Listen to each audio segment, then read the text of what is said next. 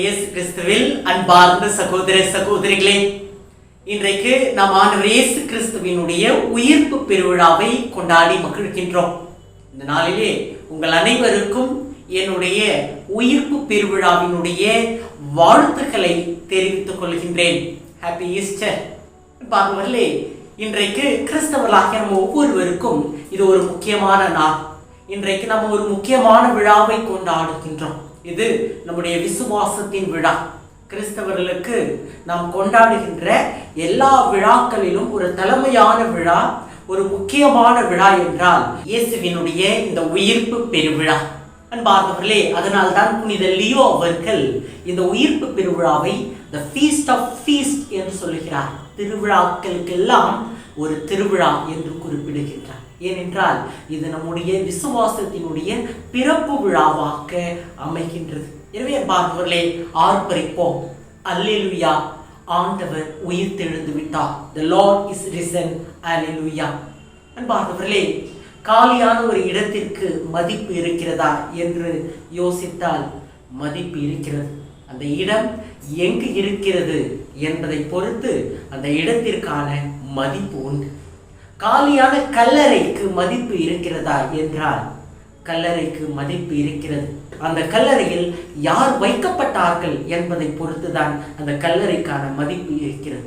அன்பார்ந்தவர்களே, இன்றைய நாளிலே ஆண்டவர் இயேசுவினுடைய உயிர்ப்பு பெருவிழாவை கொண்டாடுகின்ற வேளையிலே காலி கல்லறையை பற்றி சிந்திக்க உங்களை நான் அழைக்கின்றேன். இன்னும் சிறப்பான விதத்திலே இந்த காலி கல்லறை வெளிப்படுத்துகின்ற 3 உண்மைகளை இந்த நாளிலே நாம் தியானிப்போம். அன்பார்ந்தவர்களே, ஆண்டவர் இயேசு சிலுவையில் இறந்த பின் கல்லறையில் வைக்கப்படுகின்றார். அதன் பிறகு வாரத்தின் முதல் நாள் அவருக்கு அன்பு பணி செய்வதற்காக மகதலா மரியா மற்றும் பெண்கள் செல்வதாக நற்செய்தி நமக்கு குறிப்பிடுகிறது. அப்பொழுது அவர்கள் பார்க்கின்ற பொழுது கல்லறையினுடைய அந்த கல்லானது அகற்றப்பட்டிருக்கிறது. கல்லறை வெறுமையாக இருக்கிறது, காலியாக இருக்கின்றது. என்பார்களே, கல்லறை காலியாக இருக்கின்றது. இதை 4 நற்செய்தியாளர்களும் குறிப்பிடுகிறார்கள். நீங்கள் பார்க்கின்ற பொழுது லூக்கா 24:2, யோவான் 20:1, மத்தேயு 28:2, மார்க்கு 16:3 கல்லறை காலியாக இருந்ததாக குறிப்பிடப்படுகின்றது.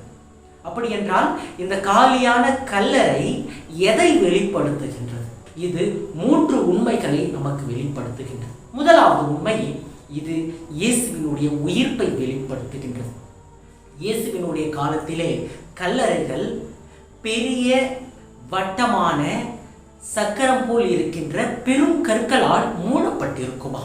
இந்த கற்கள் எல்லாம் பல டன்கள் எடை இருக்கும். இதை ஒருவரோ இருவரோ தள்ள முடியாது. ஆக இயேசு வைக்கப்பட்ட கல்லறை காலியாக இருக்கின்றது என்றால் அதை எந்த மனிதரோ வந்து அந்த கல்லை தள்ளி இருக்க முடியாது என்று கூறப்படுகின்றது. அந்த கல்லறை மூடி மட்டும் வைக்கப்படவில்லை, மாறாக அது முத்திரையிடப்பட்டிருந்தது.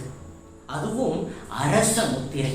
அதைத்தான் நாம் மத்தேயு நற்செய்தி 27:66 முதல் பகுதியிலே வாசிக்கின்றோம். அது மட்டுமல்லாது அந்த கல்லறையானது காவல் வீரர்களால் காவல் காக்கப்பட்டு இருந்தது. ஆக எந்த ஒரு மனிதரும் திருடரும் வந்து அந்த கல்லை அகற்றி இயேசுவினுடைய உடலை எடுத்து சென்று இருக்க முடியாது. காலியான கல்லறை இயேசு உயிர்த்தெழுந்தார் என்பதை மட்டுமே நமக்கு காட்டுகின்றது. அப்படியே திருடர்கள் பலர் வந்து கல்லை அகற்றியிருந்தாலும், முத்திரையை உடைத்திருந்தாலும், காவல் தூதர்களை விரட்டி அடித்திருந்தாலும் அவர்கள் இயேசுவின் உடலை ஏன் எடுத்து செல்ல வேண்டும்? அப்படியே பார்க்கின்ற பொழுது அந்த காலியான கல்லறைக்குள் துணிகள் இருப்பதை பார்க்கின்றோம். யோவான் நற்செய்தி 20:5. அது மட்டுமல்லாது 20:7 இயேசுவினுடைய தலையை மூடியிருந்த துணி மட்டும் சுருட்டி மடித்து ஒரு ஓரத்தில் வைக்கப்பட்டிருந்தது. திருடர்களுக்கு வேற வேலை இல்லையா என்ன? அவர்கள் உடலை எடுக்க வருகின்றவர்கள் ஏன் துணிகளை மடித்து வைக்க வேண்டும்? திருடர்களுக்கு துணியை மடித்து வைக்க அங்கு நேரமும் இருந்திருக்காது.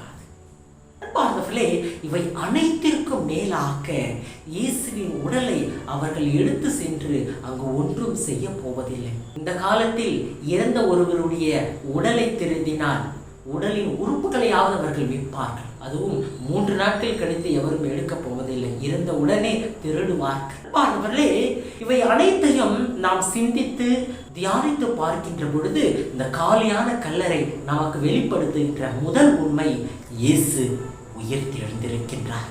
ஆமன் பார்த்தவர்களே, இன்றைக்கு ஆண்டவர் உயிர்த்தெழுந்தார் என்பதை இந்த காலியான கல்லறை வெளிப்படுத்துகின்றது என்றால், நம் ஒவ்வொருவருமே நம்முடைய வாழ்வின் தீய பழக்கங்களிலிருந்து, பாவத்திலிருந்து விடுதலை பெறுவதற்கு இன்றைய நாளிலே அழைப்பு பெறுகின்றோம். நம்முடைய பொறாமை, நம்முடைய பகைமை, நம்முடைய குற்ற உணர்ச்சி, இன்னும் மற்றவர்கள் மீது நாம் பேசுகின்ற தேவையான பேச்சுகள், கெட்ட பேச்சுகள், கெட்ட நடத்தைகள், இவற்றிலிருந்து நாம் உயிர்த்தெழுவதற்கு அழைப்பு பெறுகின்றோம். இவையெல்லாம் நம்முடைய சாவுகள். இந்த சாவிலிருந்து நாம் மன்னிப்பு, அன்பு, பிறர் நலன் என்னும் உயிர்ப்பை நோக்கி இன்றைய நாளிலே செல்வதற்கு அழைப்பு பெறுகின்றோம். இரண்டாவதாக, காலியான கல்லறை வெளிப்படுத்துகின்ற உண்மை, இது சாட்சிய வாழ்வுக்கு நம்மை அழைக்கின்றது. அன்பார்ந்தவர்களே, கல்லறை காலியாக இருந்ததால் தான் மகதலா மரியாவும் இன்னும் மற்ற பெண்களும் இயேசு உயிர்த்தெழுந்திருக்கிறார் என்பதை உணர்ந்து, அல்லது கல்லறை காலியாக இருப்பதை அறிந்து ஓடோடி சென்று பேதுருவிடமும் மற்ற சீடரிடமும் அவர்கள் எடுத்துரைக்கிறார்கள். இவர்களே முதல் சாட்சியாக மாறுகிறார்கள். கல்லறை காலியாக இருக்கிறது, அப்படி என்றால் என் ஆண்டவர் உயிர்த்தெழுந்திருப்பார் என்று அவர்கள் ஓடோடி சென்று சீடர்களிடம் அறிவிக்கிறார்கள். மத்தேயு நற்செய்தியின்படி மத்தேயு 28:8 பார்க்கின்றோம். அவர்கள் மகிழ்ச்சியோடு சீடர்களிடம் சொல்வதற்காக செல்கிறார்கள். இன்னும் லூக்கா நற்செய்தியின்படி நாம் பார்க்கின்ற பொழுது, கல்லறை காலியாக இருக்கிறது, ஆண்டவர் என்ன ஆனார் என்று அவர்கள் தேடிக் கொண்டிருந்த பொழுது, அந்த பயத்தால், அந்த அச்சத்தால் இருந்த பொழுது, மின்னலை போன்ற ஆடை அணிந்திருந்த இருவர் அப்பெண்களிடம், அவர் இங்கே இல்லை, உயிருடன் எழுப்பப்பட்டு விட்டார் என்று கூறுகிறார்கள். அதன் பின் அவர்கள் ஓடோடி சென்று மற்றவர்களிடம் அறிவிக்கிறார்கள், சான்று பகர்கிறார்கள், சாட்சிய வாழ்வை வாழுகிறார்கள். காலியான கல்லறை அவர்களை இயேசுவை தேட வைத்தது, இயேசு உயிர்த்தெழுந்திருக்கிறார் என்பதை புரிய வைத்தது, அந்த செய்தியை ஓடோடி சென்று சீடர்களிடம் சொல்ல வைத்தது. லூக்கா 24:5 முதல் 6 வரை உள்ள இறை வார்த்தைகள். அது மட்டுமல்லாது, அந்த கல்லறையை காவல் காத்த காவலாளிகளே சென்று மறைநூல் அறிஞர்களிடம் சொல்லுவதை பார்க்கின்றோம். மத்தேயு 28:1. அதன் பிறகுதான் அவர்களுக்கு பணம் கொடுத்து வதந்தியை பரப்ப சொல்லுகிறார்கள். இங்கு காவல் காத்த காவலாளிகளே இயேசுவினுடைய உயிர்ப்புக்கு, இயேசுவுக்கு சான்று பகர்கிறார்கள் மறைநூல் அறிஞர்களிடம்.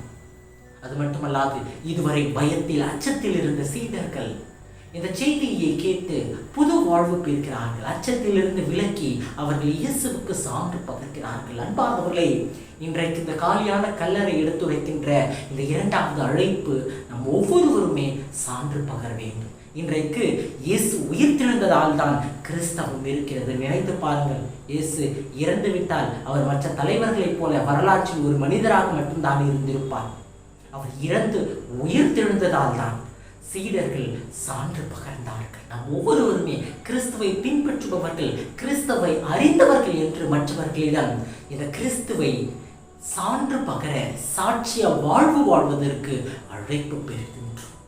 அன்பார்ந்தவர்களே, மூன்றாவதாக, காலியான கல்லறை இயேசுவின் உயிர்ப்பை பற்றி மட்டும் எடுத்துரைக்கவில்லை, மாறாக இயேசுவினுடைய உயிர்ப்பில் கிறிஸ்தவர்களாகிய நம் ஒவ்வொருவருடைய உயிர்ப்பும் இருக்கிறது என்பதையும் எடுத்துரைக்கின்றது. அன்பார்ந்தவர்களே, யோவான் நற்செய்தி 11ஆம் அதிகாரம் 25வது வசனத்திலே, உயிர்த்தெழுதலும் வாழ்வும் நானே, என்னிடம் நம்பிக்கை கொள்பவர் இறப்பினும் வாழ்வார் என்று குறிப்பிடப்பட்டிருக்கின்றது. இன்றைக்கு ஆண்டவர் உயிர்த்தெழுதலும் வாழ்வுமாக இருக்கிறார். அவரிடம் நம்பிக்கை கொண்டால் கிறிஸ்தவர்களாகிய நாம் ஒவ்வொருவருமே உயிர்த்தெழுவோம் என்று இயேசுவை குறிப்பிட்டிருக்கிறார். அது மட்டுமல்லாது, திருத்துதர் பவுல் கொரிந்தியருக்கு எழுதிய முதல் திருமுகத்திலே 15வது அதிகாரத்திலே 13வது வசனத்திலே, இறந்தோ உயிர்த்தெழ மாட்டார் எனில் கிறிஸ்துவும் உயிருடன் எழுப்பப்படவில்லை என்று ஆகிவிடும் என்கின்றார். அப்படி என்றால் இயேசு உயிர்த்தெழுந்தார். இன்றைக்கு கிறிஸ்தவர்களாகிய நாம் ஒவ்வொருவருமே உயிர்த்தெழுவோம். எனவே இந்த காலியான கல்லறை எடுத்துரைக்கின்ற இந்த உண்மையின் பின்னணியில் கிறிஸ்தவர்களாகிய நாம் ஒவ்வொருவருமே நிலை வாழ்வை நோக்கி பயணிக்க அழைப்பு பெறுகின்றோம். இன்றைக்கு கிறிஸ்தவர்களாகிய நாம் ஒவ்வொருவரும் சாவை நினைத்து அஞ்ச வேண்டாம். கிறிஸ்து உயிர்த்தெழுந்திருக்கிறார், அவரை பின்பற்றுகின்ற நானும் உயிர்த்தெழுவேன், அவரிடம் நம்பிக்கை கொண்டிருக்கின்றேன் என்று நிலை வாழ்வை நோக்கி பயணிக்க இன்றைக்கு நாம் ஒவ்வொருவருக்கும் அழைப்பு தரப்படுகின்றன. அன்பானவர்களே, இந்த காலியான கல்லறை பேசுகின்ற இந்த 3 உண்மைகளை இன்றைய நாளிலே சிந்தித்து பார்ப்போம். ஒரு காலியான கல்லறை இயேசுவினுடைய உயிர்ப்பையும் கிறிஸ்தவர்களினுடைய உயிர்ப்பையும் கிறிஸ்தவர்கள் சாட்சிய சான்று பகர்கின்ற ஒரு வாழ்க்கைக்கு அழைக்கப்படுகிறார்கள் என்று குறிப்பிடுகின்றது. இன்றைக்கு நாமும் பல தருணங்களிலே காலியான கல்லறையாக இருக்கின்றோம். நம்முடைய வாழ்க்கையில் வெறுமையை சந்திக்கின்ற பொழுது, துன்பத்தை சந்திக்கின்ற பொழுது, சவால்களை சந்திக்கின்ற பொழுது, அவ்வளவுதான் என்னுடைய வாழ்க்கை என்று நினைக்கின்ற பொழுதெல்லாம் நாம் காலியான கல்லறைகள் தான் இருக்கின்றோம். ஆனால் இந்த காலியான கல்லறையாக நாம் இருப்பது மீண்டும் உயிர்த்தெழுவதற்கு, புதிய வாழ்வை பெறுவதற்கு. ஆக நாம் கிறிஸ்துவில் நம்பிக்கை கொள்வோம், கிறிஸ்துவோடு இணைந்து உயிர்த்தெழுந்து புதிய வாழ்வை நோக்கி செல்வோம். இறைவன் ஒவ்வொருவரையும் ஆசீர்வதிப்பார்.